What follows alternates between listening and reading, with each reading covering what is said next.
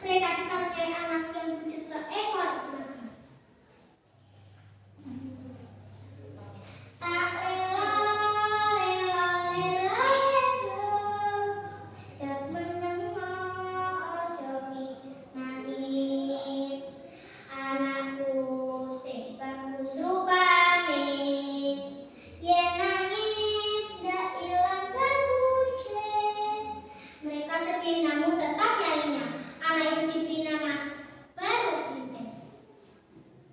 Karena takut menjadi kunjungan warga, mereka berserah diri ke puncak Gunung Wilis. Setiap hari berdoa memohon garis depan.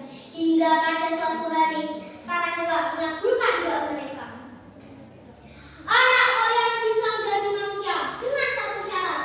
Ia harus bertapa selama 3 tahun dengan melintarkan tubuhnya mengelilingi Gunung Wilis.